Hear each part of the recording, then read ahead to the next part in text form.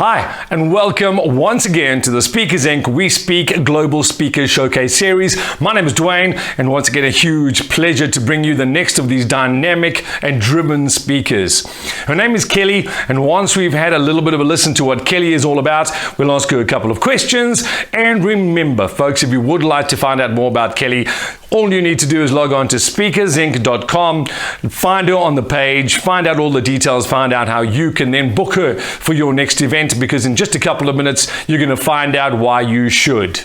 Let me introduce to you Kelly Swanson. Now, most of the country knows Kelly Swanson as an award-winning storyteller, which you're about to find out, motivational speaker, and storytelling expert. But what most of the world does not know is that Kelly was a shy kid growing up who was scared of her own shadow.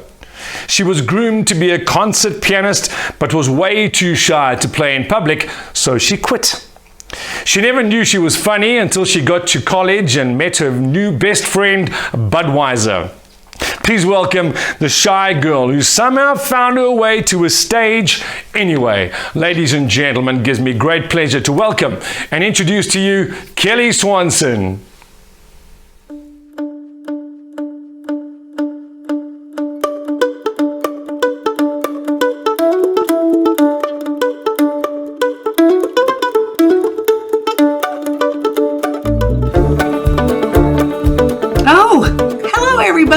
Kelly Swanson here. Good to see you, or rather, not see you, as the case may be. Wait, hold on. Bill, keep it down. Yes, I'm on a video call. It's important. No, I'm not wearing my pajamas. I'm wearing yoga pants. Yeah, I have 47 pairs of yoga pants. I wear them everywhere. Well, except yoga. So, where were we? I was so excited when Speakers Inc. asked me to prepare a short showcase video showing you what I'm all about. Now, that might sound easy if I had just one speech, one story, one topic, and one way that I give it. But oh my, asking me to do one thing is like asking Queen fans to pick out one song to share with people who haven't heard the band. And since no two of my shows, programs, workshops, whatever you want to call them, are the same, all customized, written to fit your event, well, doubly hard. Shoot, I even have a theater show now and a second one soon to come, but I'll do my best. Where do I even start? Well, I guess I have to start back to when I was a little girl. Now, don't worry, it isn't a long story. But when I was a little girl, I used to run errands with my mother. We didn't have play dates back then. Our play dates were when you happened to see another kid in line at the grocery store. Woo! Anyway, so I used to run errands with her, and I remember that day. I don't remember what year it was or how old exactly, but I remember that day when my whole world sort of shifted a little bit, if you will. And I looked around and I noticed something. I noticed that all the other cars were shiny and ours was dull. I noticed that all the other little girls had pretty frilly dresses and mine was, well, tired looking. And come to think of it, I remembered that my friend had a pool in her backyard, and my other friend didn't have to share a room with her sister like I did. And I remember that night at the dinner table, I crossed my arms and announced at just the right moment with great indignation that we were poor.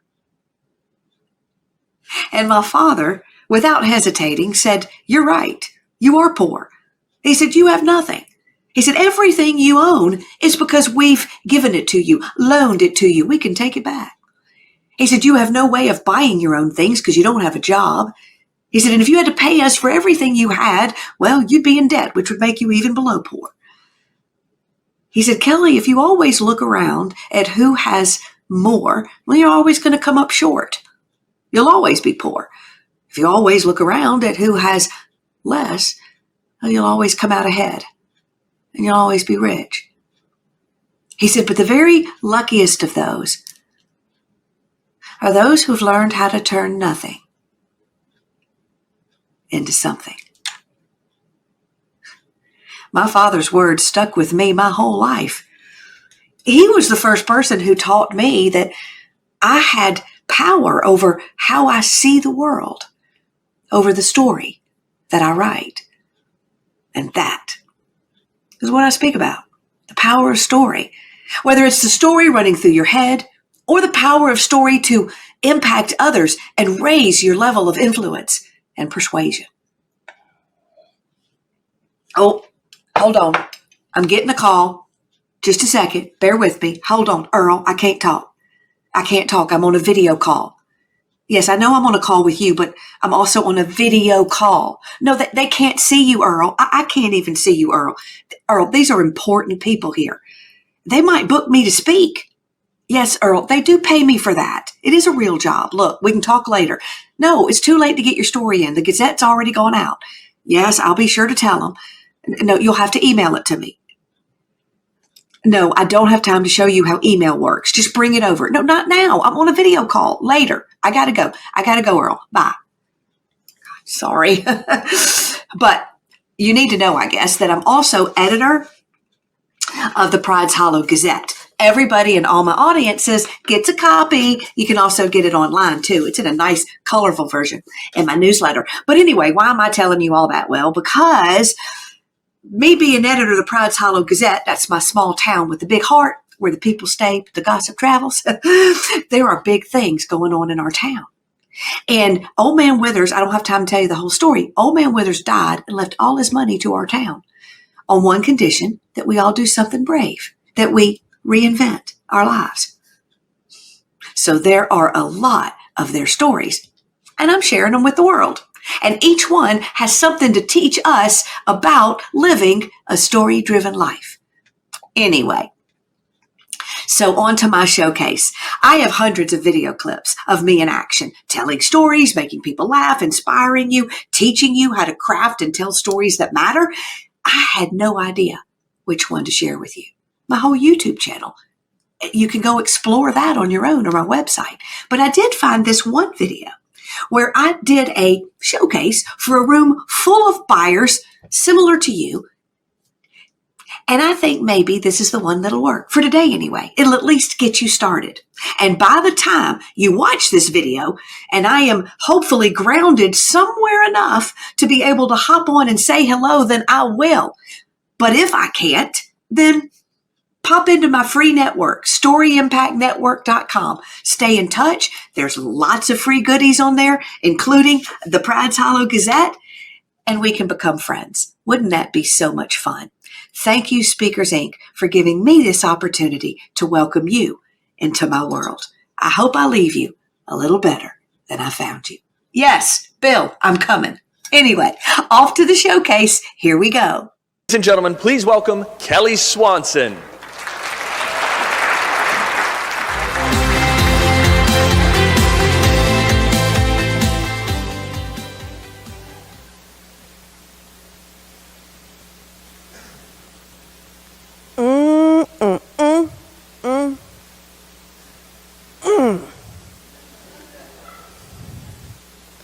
Look at all these people staring at you. They're waiting for you to say something that's going to change their lives. Probably shouldn't have had that third margarita.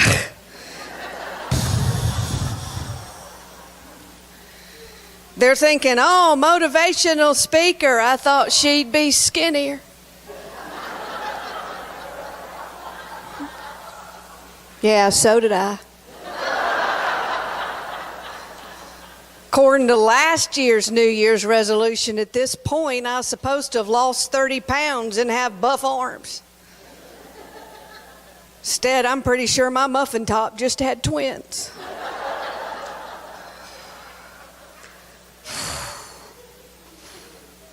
I guess I'll always struggle with my weight. Of course, my husband says when I say struggle, that implies I'm working at it. It's a shame he went missing.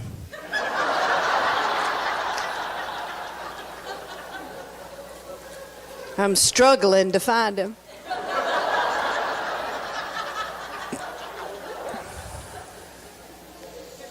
All these smart people in this room, thought leaders, they probably lay awake at night pondering the mysteries of the universe. I lay awake at night wondering what happens to their tattoos when big people lose weight.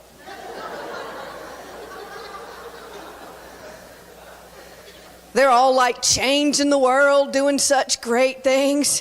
All I can think about is my friend still waiting for me in the lobby? Her name's Chardonnay. She's a good friend. She was friends with my mama first. She's the reason I had kids. Everybody's wondering, well, say the right thing, do the right thing. All I can look at is, gosh, did I draw my eyebrows on straight this morning? Last week I was sleepy, woke up, drew one a good inch higher than the other. Had to walk around all day looking suspicious.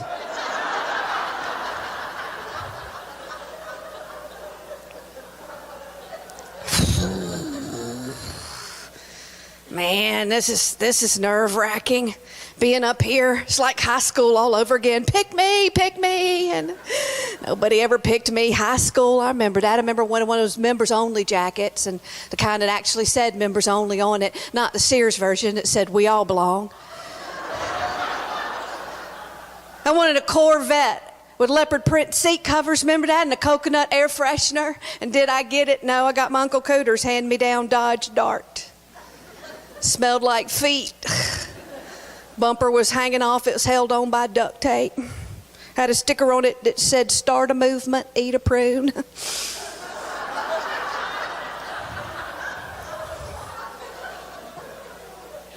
What if this is like high school all over again? And they don't like me here any more than they liked me then? What if once more I'm the weird one in the room, doing things a different way?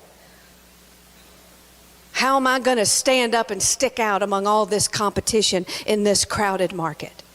How am I going to get up here and do something more than just giving them 47 tips they could have learned on the internet without ever leaving their house in a day of information overload? How am I actually going to get their attention in a lasting way that changes their perspective? How am I going to get them to pick me? Come on, Kelly, pull it together. You gonna write a story that says you failed before you've even started? Is that how you're gonna play this?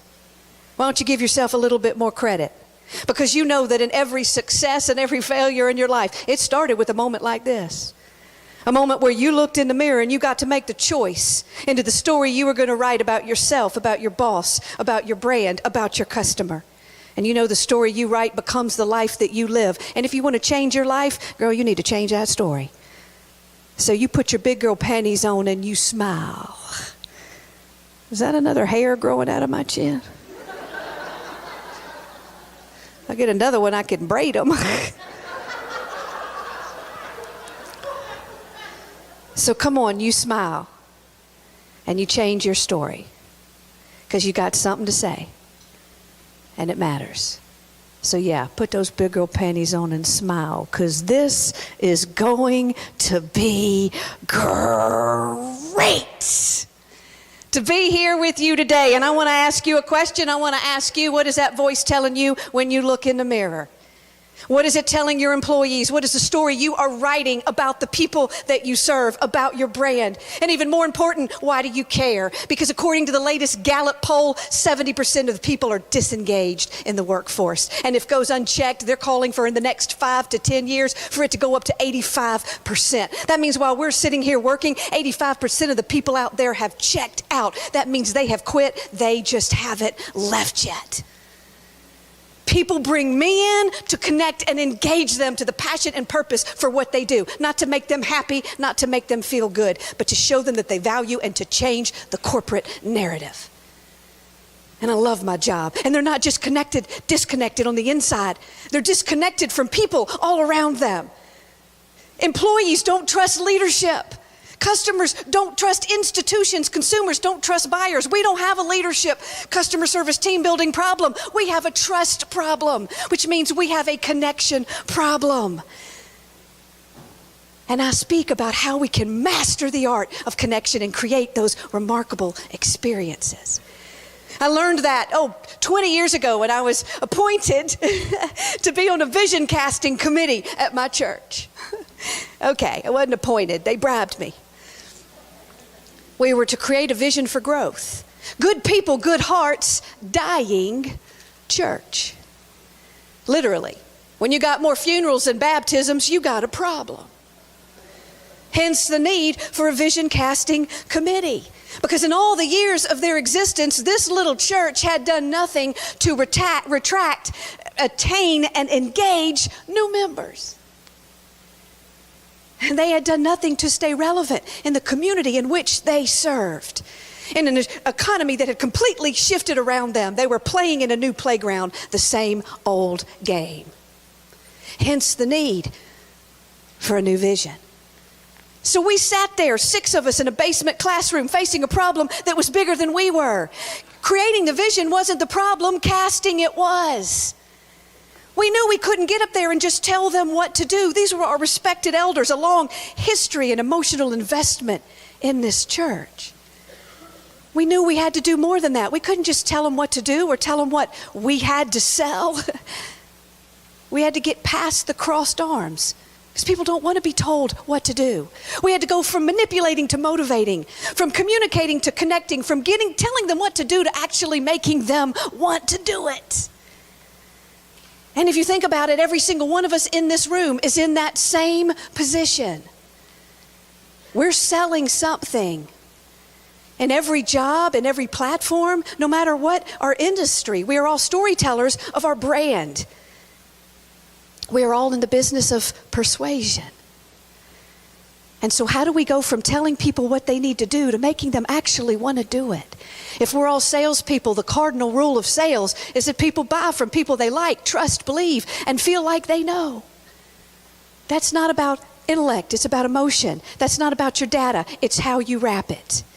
That's not just about what you do with your customers or your team or your market. It's about the emotional experience that you create. You need a Trojan horse. It's what we learned on our vision casting committee. I don't have time to go into the whole story. You know it already. Remember the Greeks and the Trojans, they were fighting in that battle, and the Greeks were waving around their swords, and they're fighting by brawn, and they're losing. So they're like, you know what? We need to use our brains instead. So we're going to send in that present. Remember that present, that big old wooden horse up on wheels? They send it rolling on in there, and you know what's inside that horse? Bunch of soldiers. They pop out in the battle, win the war. And why am I telling you all this? Because the term has forever become known as a strategy, a Trojan horse, to get into your opponent's safe place. Story, as we learned in that little vision casting committee, is your Trojan horse. I have spent my life studying it. How do we create those connections, even when you don't have time to tell a story? How do we get everybody to buy in? And if you want to find out what happened in that little old church that forever changed their direction and changed the course of my life and career, then I would be happy to finish the story. But if you don't mind, for now, I gotta go. I got a friend waiting for me in the lobby.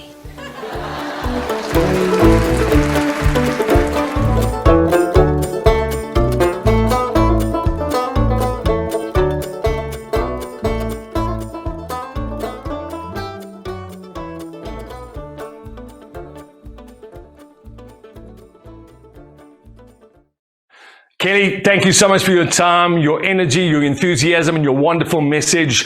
The first thing I am going to say, though, is I've watched you talk before. I've just watched this talk now, seen you before, and they were very different talks. Do you find that people do come to you for very different reasons, and you have different approaches to different clients? How does that work for you? That is a very good question. And anybody who's ever been to my website or my YouTube channel is like, whoa, this woman does a million different things. And that is true. People come to me for different reasons, and yet it all nicely fits under one umbrella.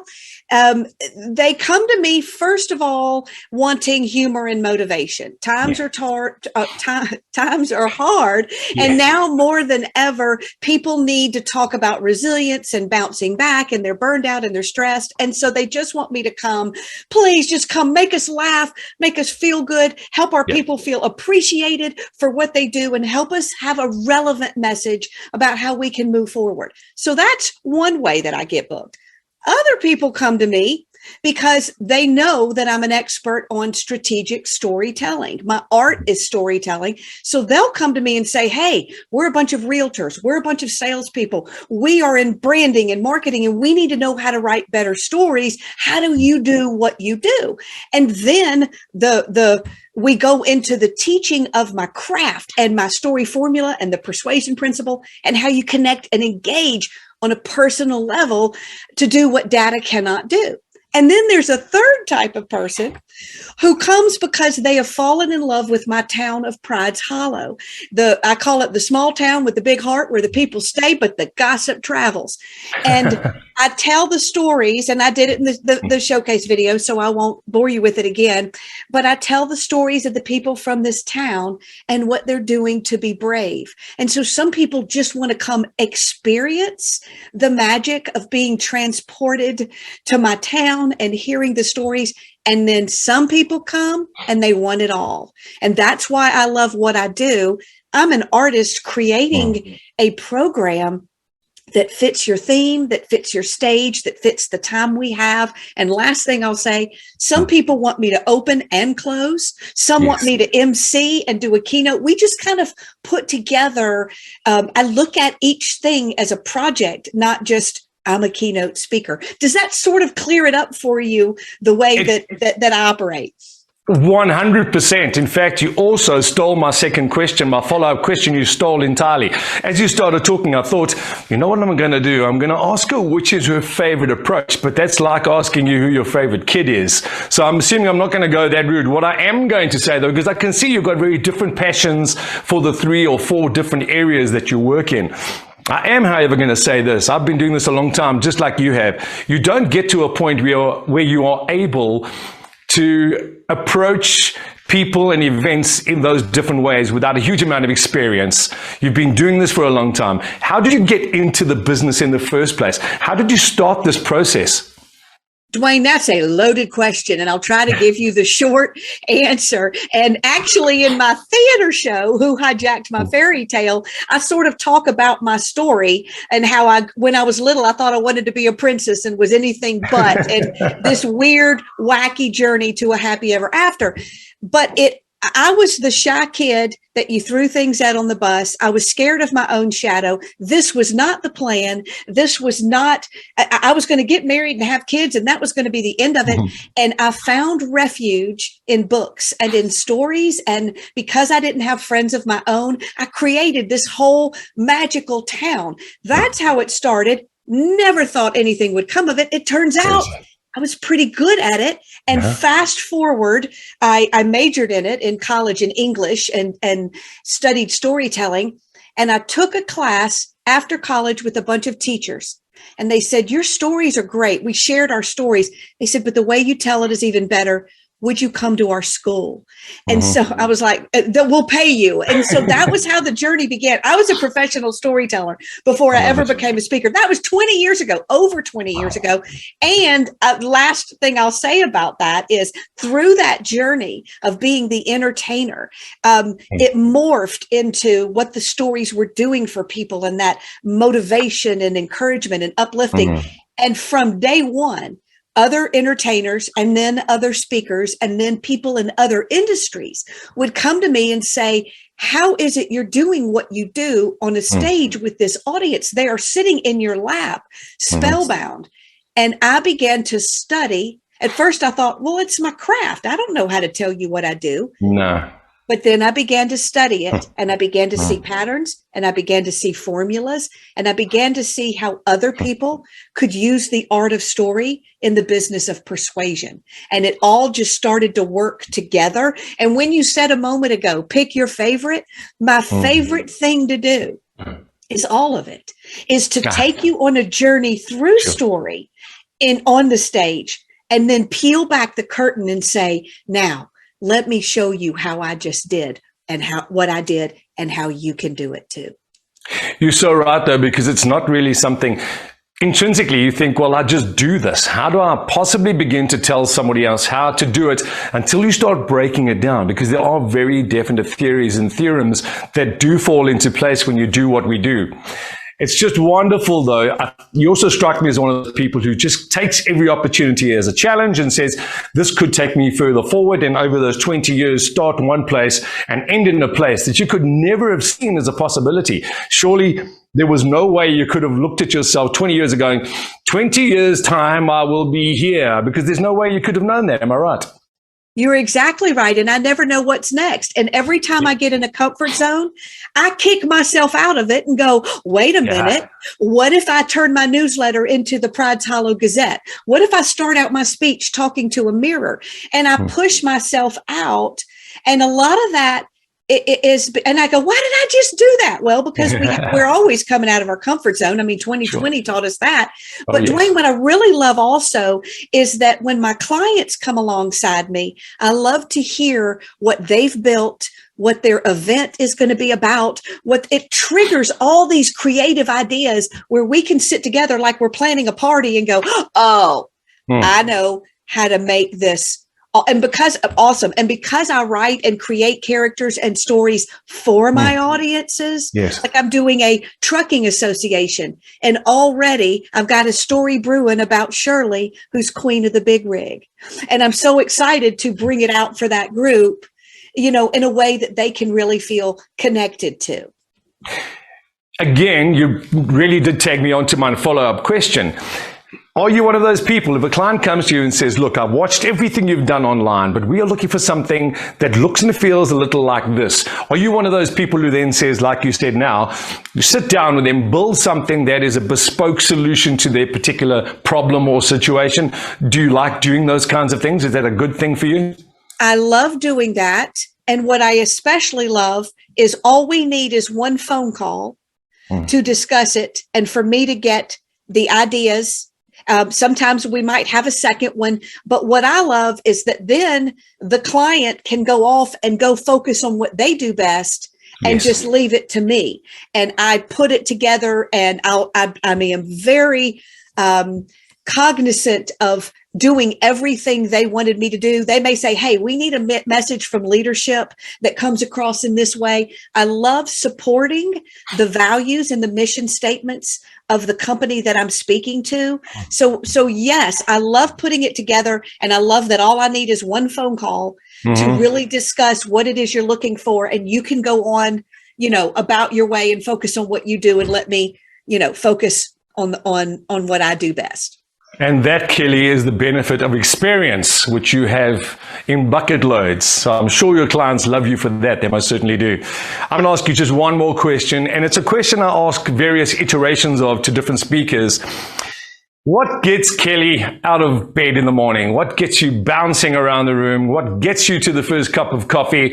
And what keeps you motivated in the morning? I love to write and to share my stories with the world. That gets me up and to the computer or wherever. I'm always looking for stories around me. My husband will walk by my office and he'll say, what are you laughing at? And I'll say, Bitsy just marched through town in her string bikini and white pumps in front of the parade. And they make it, and then getting on social media or coming out and sharing it is just the greatest joy as an artist. But there's a deeper thing that comes from it. And that is the looks on their faces, the letters I get afterwards, the people that come up to me in the hallway and say, you said what I really needed to hear. I was really feeling hopeless, and you brought me hope. You created an experience we'll never forget. You see me, you get me. I love it when people say, you made me fall in love with my own story, and I never realized that I could do this. That is truly what gets me out of bed. For what is art to hang on somebody's refrigerator, but to get the joy that, and I'm sure you get this, that we do, to come in and share it in a live audience, and even virtually as best as we can when we can't see the audience. That is what gets me out of bed in the morning. And to end it, I have a phrase that's been running through my head lately. How many words is it? 6 words that I really, this is my calling. This is what I was put on earth to do. And I tell people, I may not have been the package you thought it was going to come in, but I am here to give you a divine message for such a time as this. And I have never felt more called in my life for what may be coming in the days ahead for everybody and individually to stand on that stage and bring a message for such a time as this. And that's what gets me out of bed. And what a wonderful, wonderful way to finish. It really is. Thank you so much, Kitty. You really are a joy, and you're so right. It is so rewarding seeing that look in people's faces when just for a second you've made them forget. Or maybe just for a second you've made them remember who they really are deep down inside. It's a gift, it really is. And you've got that gift. Thank you very much for being with us on the Speakers Inc. We Speak Global Speakers Showcase. I'm very sure people are going to be logging on to speakersinc.com, finding out so much more about you. I know I'm going to go and have a look at some of the other talks as well. If indeed, folks, you would like to find out more about Kelly, please do. As I said, log on to Speakers Inc., talk to Duncan, talk to Bronwyn. They'll give you all of the details, all of the footage is there. Find out how you can make Kelly part of your next event. Thank you so much for being with us, and we'll see you next time. Cheers.